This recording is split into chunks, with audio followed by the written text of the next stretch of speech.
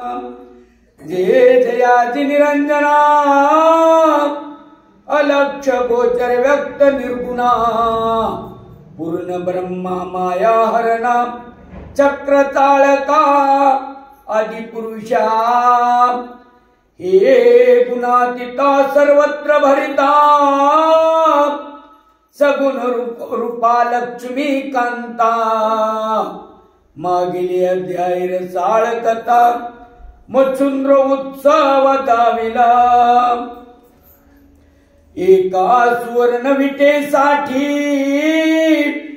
कनकगिरी करी गोरक्ष जठी आता मम वागवटी भरतरी आख्यान वदविका तरी श्रोते ऐका कथना पूर्वी मित्र रश्मी करिता गमन वात चक्री प्रेरुणी शयंदन अस्तांजळा जात से सद्गुरुनाथ महाराज की जय। सगळ्या श्रोत्यांच्या चरणारविंदी नतमस्तक होऊन कथेला प्रारंभ। मागच्या अध्यायामध्ये गोरक्षनाथ आणि मच्छिंद्रनाथाने उत्तम प्रकारचे मावंदे केले म्हणतात आणि तो पर्वत काय केला आहे तिथे अदृश्य केला आणि आता कथेला काय दुसरं वळण लागलेलं आहे। आता भर्तरीनाथाच्या कथेला सुरुवात झालेली आहे आणि काय झालेलं आहे म्हणतात ज्यावेळी सूर्य अस्ताला जात होता त्यावेळेस सूर्याचा रथ आता ढगाच्या आड जात होता म्हणतात। विमानासनी येत होती भूलोक अवनी तवती दारा मुख्य मंडनी मदन बाळी देखिली। अशा प्रकारे असणारे म्हणजे ज्यावेळी सूर्याचा रथ जात होता त्याच वेळेस स्वर्गातली अप्सरा उर्वशी ही काय म्हणजे आपल्या विमानामध्ये बसून जमिनीवर येत होती असं सांगत आहे। देखताची पंचबाणी शरीर वेधले मित्रावरुणी वेधताची इंद्रियतानी येऊन रेत झगटले झगटताची इंद्रियता तापन सोडून झाले विभक्त विभक्त होता पतन त्वरितम आकाशाहून पै झाले परी आकाशाहून होताच पतना वाताने ते विभक्तपण द्विभाग झाले मही कारण येऊन आदळले एक भाग लोम शास्त्रमा येऊनी पावला थेट उत्तमा घटी पडताची तनु उत्तमा अगस्तीची वतिली या परी दुसरा भाग तो कौलिक ऋषीच्या आश्रमाचा अंग येताच कैसा झाला वेग तोची श्रवण कराता कौलिक घेऊन पात्र भरतरी भिक्षो देश धरोनी अंतरी निगता झाला सदना बाहेरी वस्ती पर्यटन करावया परी कोली कयताची बायार भरतरी ठेवणी मैवर बंद करीत से सदन द्वार कडी टाळे देऊनिया।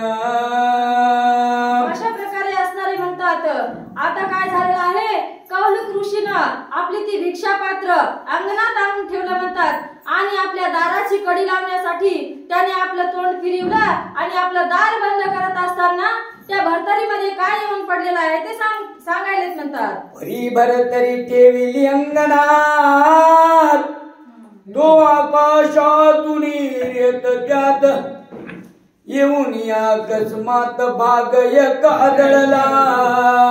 अशा प्रकारे असणारे ती भिक्षा पात्र दारात ठेवल्याच्या नंतर त्या कौलिक ऋषीला दिसलं की यामध्ये काय म्हणजे सूर्याचं रेत आपल्या भरतरीमध्ये पडलेलं आहे हे कोणाच्या कौलिक ऋषीच्या दृष्टीला पडलेलं आहे म्हणतात। तो इकडे कौलिक ऋषी टाळ देऊनी ग्रहद्वाराशी येऊनिया पाये भरतरीशी त्वरित व्यक्त देखिले. अशा प्रकारे असणाऱ्या आपल्या दाराची कडी लावली आणि त्या कडीला सुद्धा काही काढू नाही म्हणून दुसरा एक आडोसा दिला आणि मागे फिरून आपल्या भरतरीकडे आपल्या भिक्षापात्राकडे येत होती म्हणतात. तर त्याला त्याच्यामध्ये सूर्याचा रेत दिसलेला असं सांगत आहे. रेत व्यक्त देखताच पात्र अंतकरणी विचारितो पवित्र चित्ती मनेवरून मित्र रेत सांडिले भरतरी. अशा प्रकारे असणारे त्याने बघितलं आणि बघितल्याच्या नंतर त्याच्या चटकन लक्षात आलेला आहे म्हणतात हे कोणाचा तर सूर्यदेवाचं मित्रावरूनच रेत आहे आणि आता याचं काहीतरी भविष्यात पुढे कोणीतरी अवतरायला येणार अशा प्रकारचं त्याच्या मनात विचार आलेला आहे म्हणतात. तरी यात तुम्ही नारायणा अवतार घेईल कलित पूर्ण 361 दिन वर्ष लोटली कलीची. अशा प्रकारे असणारे काय झालेलं आहे म्हणतात की याच्यामध्ये कोणतर द्रुमिल नारायणाचा अवतार कलियुगामध्ये होणार आहे आणि याला 300 वर्षाच्या 3000च्या वर 100 वर्ष अशी लोटलेली आहे असं सांगत आहे. दीन इतके वर्ष कलीच गेलिया दुर्मिळ नारायण अवतरेल भरतरिया. तरी आता भरतरी रक्षुनिया ठेव आश्रमी तैसी. अशा प्रकारे म्हणले या रेताला नाश करता येणार नाही ही भरतरी सुद्धा आता आपल्याला नेता येणार नाही कारण याच्यामध्ये दुर्मिळ नारायणाचा अवतार होणार आहे आणि हा कलियुगामध्ये पुढे अवताराला येईल.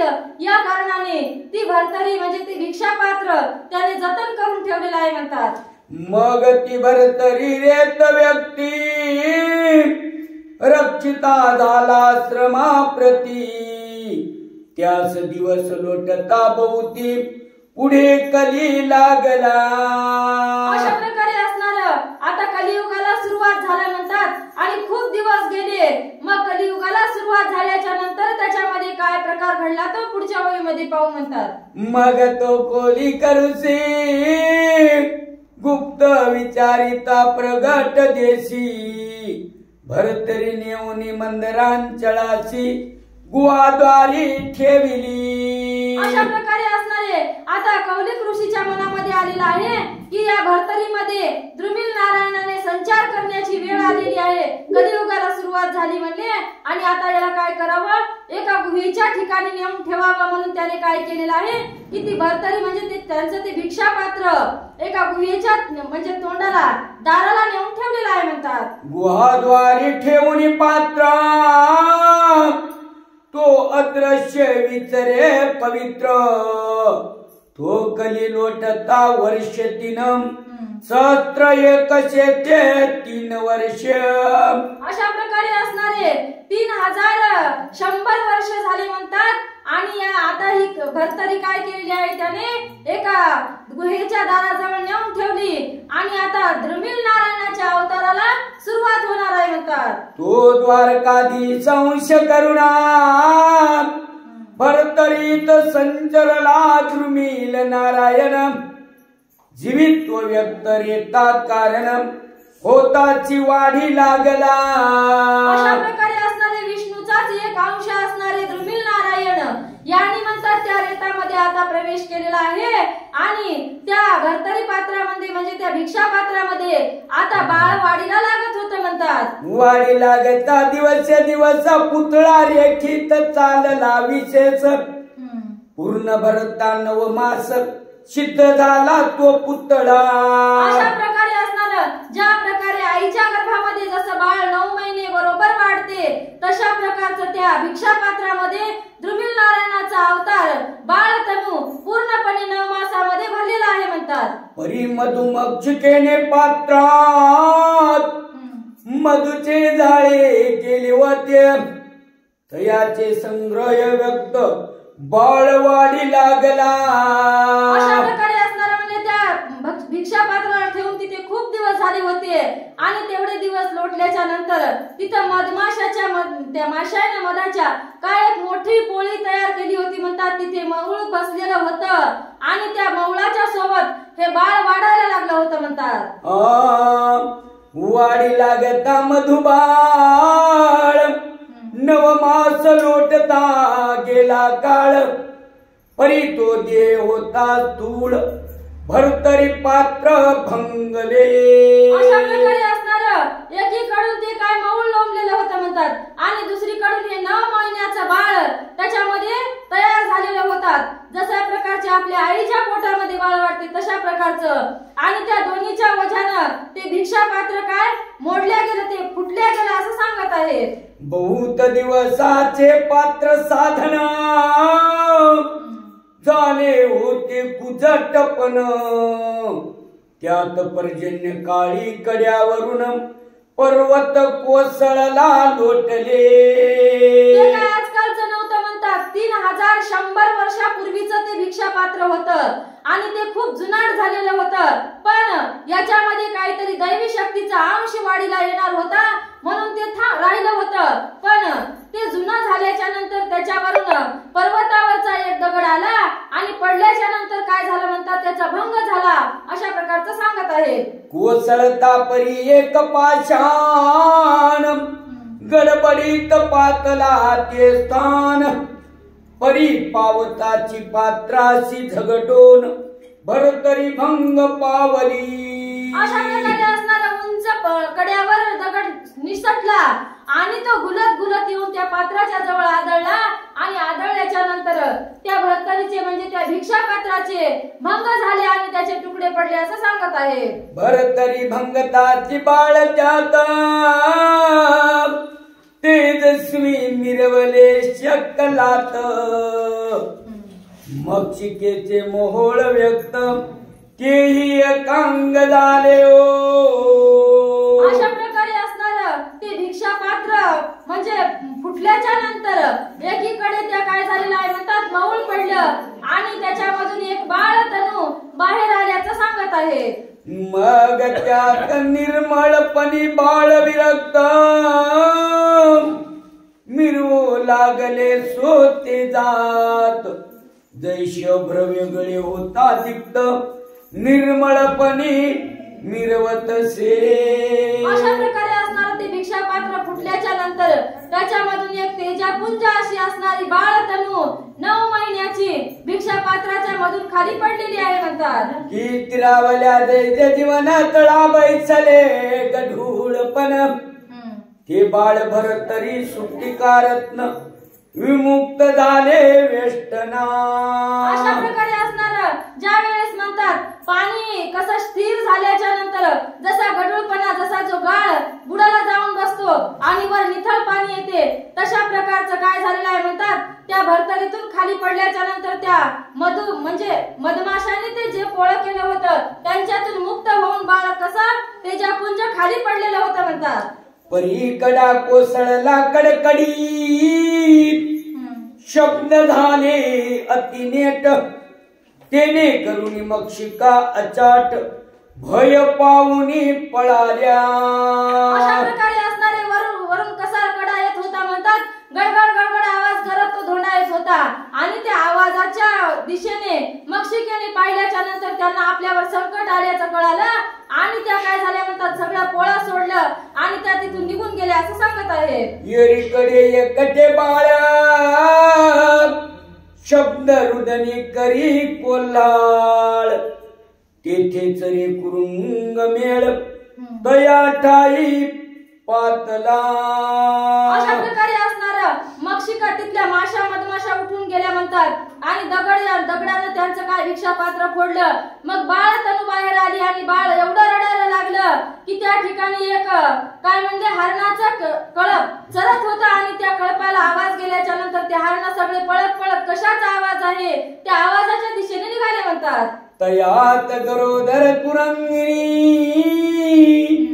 सरताली तयतानी तो बाळ रुदन करिता नयनी निवांत त्रणी पडली से. अशा प्रकारे असणार हरणीच्या कळपामध्ये एक गर्भधारणा झालेली सुद्धा हरिण होती म्हणतात. आणि ते बाळ ज्या वेळेस रडत होतं त्यावेळेस तिचा सुद्धा प्रसूत काळ जवळ आलेला होता आणि ती काय म्हणले एकदम शांत होऊन तिथे पडलेली होती असं सांगत आहे. तरी अफाट तृण दिसे मई त्यातही बाळ सबळ प्रवाही सरत येता हरणीत या ठाई प्रसूत झाली बाळपे. अशा प्रकारे ज्या ठिकाणी भर्तरीनाथ जन्माला आले होते त्या ठिकाणी खूप तणकट होतं म्हणतात. काल मच्छिंद्रनाथाला दिसत होतं त्या प्रकारचं. आणि ती हरणी सुद्धा चरत चरत आली आणि त्या बाळाच्या जवळ आल्याच्या नंतर ती काय झाली म्हणजे त्या बाळाच्या जवळ प्रसूत झालेली आहे असं सांगत आहे. प्रसूत होता बाळे दोन्ही झाली असता कुरंगिणी पुन्हा मागे पाय परतवणी तो तीन बाळे देखिली. अशा प्रकारे असणारी ती प्रसूत झाली पण तिला काय म्हणजे 2 पाडसं झाले होते तिला माहित नव्हतं. आणि तिने काय केलं म्हणतात प्रसूत झाल्याच्या नंतर मागे वळून पाहिलं तर तिला 3 बाळ दिसले अशा प्रकारचं सांगत आहे. माझीच बाळे त्रिवर्ग सती ऐसा भास ओढविला चित्ती मग जीवा लावून तया प्रती चाटून घेतले असे. अशा प्रकारे असणारं तिला वाटत होतं की माझ्या पोटातूनच ही 3 बाळ जन्माला आलेली आहेत. हे बाळ माणसाचं होतं हे तिला काय कळत नव्हतं म्हणतात. ही माझी बाळ म्हणून प्रेमाने तिने काय केलं तिच्या 2 बाळांना जसं चाटून तिने निर्मळ केलं तशाच प्रकारचं भर्तरीनाथाला सुद्धा ती चाटून स्वच्छ करू लागली म्हणतात. परी तो खडतरपणी दोन्ही पाडसे तिथे संध्यावसरी झगडली तनाते परी हे बाळनीने पानाते तन कवळावे कैसे ते. अशा प्रकारे असणारे म्हणजे काय झालेलं आहे ज्या वेळेस संध्याकाळ होत आली आणि या पाडसांना ज्या वेळेस भूक लागली त्यावेळेस काय झालेलं आहे हे दोन्ही पाडसं आईच्या स्तनाला गेले आणि प्यायला सुरुवात करत होते म्हणतात. प्यायला बघत होते पण हे तिसरा जे भर्तरीनाथ होता ह्याला काय त्यांचं ज्ञान नव्हतं अशा प्रकारचं सांगत आहे. मग ती कुरंगिनी लोटून पाडस चहूकडे ठेवून चौपदास मग वत्सलोनी लावी कासेस मुक त्याचे तानाची. अशा प्रकारे असणारे त्या दोन्ही पाडस काय तिच्या जवळ जात होते पित होते आणि पिऊन काय तिला असे भुसके मारत होते म्हणतात. मग पण ते बाळ येत नाही हे तिच्या लक्षात आल्याच्या नंतर तिने काय केलं या दोन्ही बाळांना या दोन्ही पाडसांना बाजूला सारलं आणि आपले 4 पाय 4 कोणत्यावर ठेवले आणि त्या बाळाच्या मुखामध्ये तिने आपले स्तन द्यायला सुरुवात केली म्हणतात. आयुष्य लोटता काही एक दिवस तो ते रंगू लागले म्हैस मग ते मृगी लावून तानास संगोपन करीतसे. अशा प्रकारे असणारी ती हरिण या बाळाची एवढी काळजी घेत होती म्हणतात. आपल्या दोन्ही पाडसापेक्षा जास्त त्याच्यावर जीव लावत होती आणि त्यांना आपल्या पाडसा बरोबरच वाढवत होती आणि वाढवीत असतानाच म्हणले आता हे बाळ काय झालेलं आहे रांगायला सुद्धा लागलेलं आहे म्हणतात. आयुष्य करवणी तन पाणी नित्य पाजी कुरंगिनी आपुली मुखीची जीवा लावणी करी चाळण शरीराशी. अशा प्रकारे असणारे ती बाळाचं आपल्या पाडसासारखं संगोपन करत होती म्हणतात. जसं आपल्या पाडसाला पीत असताना चाटायची त्यांना स्वच्छ करायची त्याच प्रकारे त्या पाडसाला सुद्धा त्या बाळाला सुद्धा चाटायची आणि त्याचं प्रक्षालन करायची म्हणजे त्याला आंघोळ घालायची. हेच प्राण्यांची आंघोळ असते. अशा प्रकारची ती आपल्या पाडसासोबत त्या बाळाचं सुद्धा संगोपन करू लागली म्हणतात. पाडसे ठेवून तया ताणी चरू जातसे विपिनी हरिणी घडोघडी येतसे परतोनी जाई पाजुनी बाळाते. अशा प्रकारे असणारे सकाळी काय करायची म्हणजे उठायची बाळांना पाना पाजायचा आणि हरणी अरण्यामध्ये आपल्या आपल्या शिकारीसाठी पोटाची उपजीविका भागवण्यासाठी अरण्यामध्ये जायची आणि पुन्हा पुन्हा आपल्या बाळांना परतून पाहण्यासाठी यायची। कारण हे दोन्ही बाळ तिला उड्या मारणारे बागडणारे दुरून दिसायचे, पण हे तिसरं बाळ रांगणारं तिला तिथून दुरून दिसायचं नाही। म्हणून ती काय करायची, वारंवार यायची आणि आपल्या तिन्ही बाळांना पाहून आणखी पुन्हा अरण्यामध्ये चरायला जायची म्हणतात। ऐश करीत